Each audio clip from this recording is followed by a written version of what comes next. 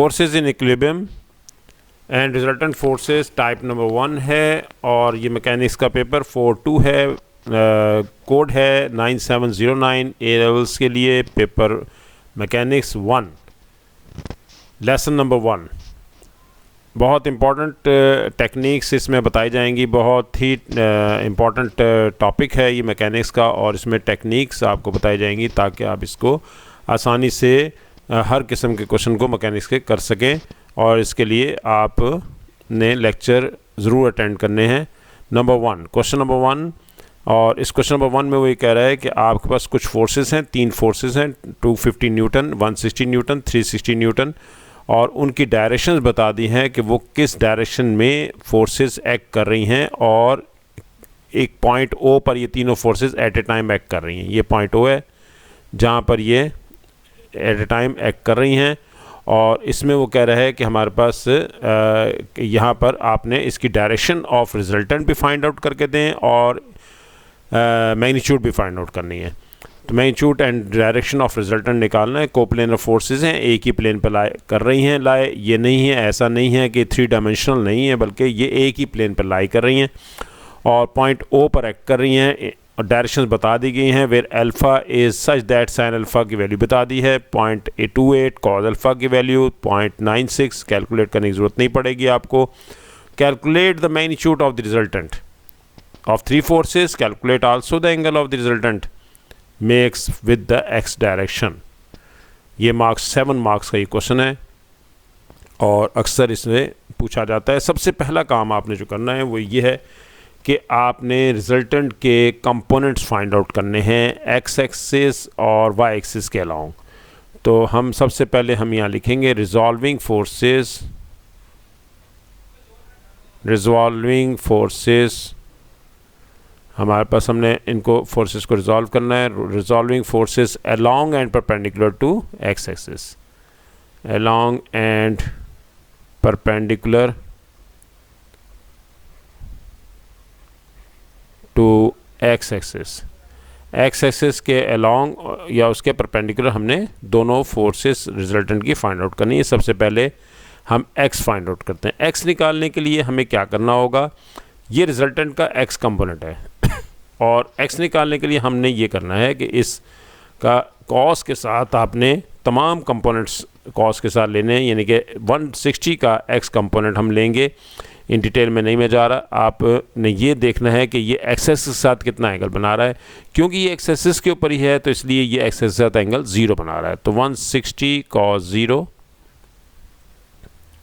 Plus 360 degree, x axis के साथ angle बना रहा है 90 डिग्री, तो 370 cos ऑफ 90 डिग्री प्लस 250।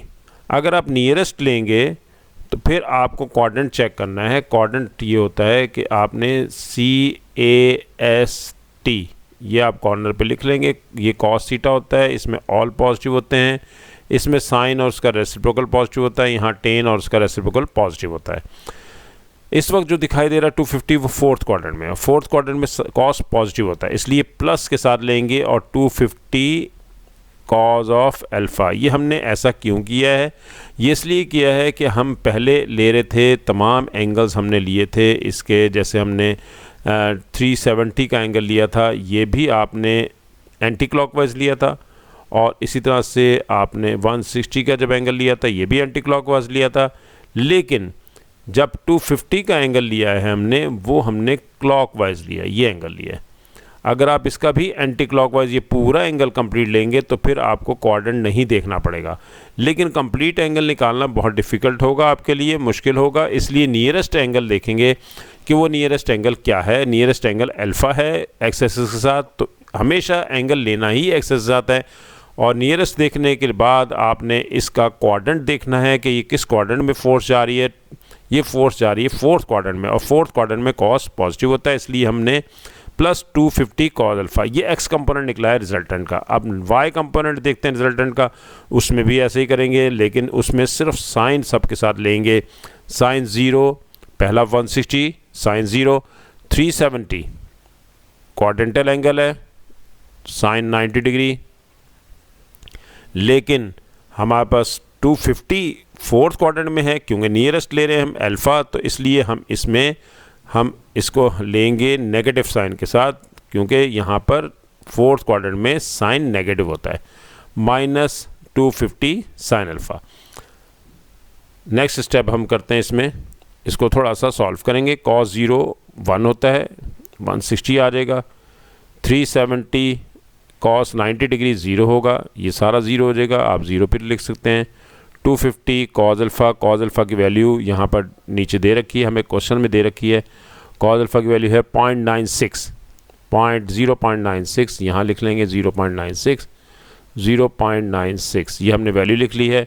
इस तरह से अब हम y के साथ भी करते हैं। y में 160 मल्टीप्लाई बाय 0, साइन 0 0 होता है।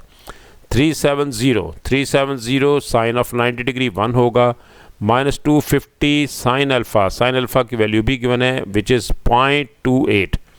0.28 आपने ये वैल्यू लिखनी है। और x भी फाइंड आउट हो गया, y भी निकलाया। रिजल्टेंट के दो कंपोनेंट्स हमारे पास आ गए हैं। 160 फर्स्ट वैल्यू ये 370 के साथ 0 हो गया, और 250 मल्टीप्लाई बाय हम करते हैं 0.96, आंसर आ गया 240। 160 प्लस 240, 250 को मल्टीप्लाई किया 0.96 से, तो 240 हमारे पास आ गया। नीचे y की वैल्यू है 370 minus 250 multiply by 0.28 which is equal to 70। ये आपने ऐड किया तो ये बन गया 400, और ये सब्ट्रैक्ट करेंगे तो ये आ गया 300। कंपोनेंट्स हमारे पास रिजल्टेंट के आ गए हैं। अब रिजल्टेंट की मैग्नीट्यूड निकालते हैं। मैग्नीट्यूड ऑफ रिजल्टेंट निकालने का फॉर्मूला है r is equal to x square plus y square. This is magnitude of the resultant, magnitude of resultant r।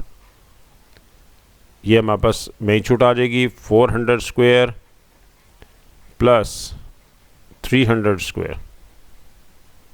400 square 1600 double zero आप लेंगे, और इस तरह से 90000 हो गया, और इन्हें हम ऐड करेंगे तो ये बनेगा 250000 और 2250000 वैल्यू बन गई है।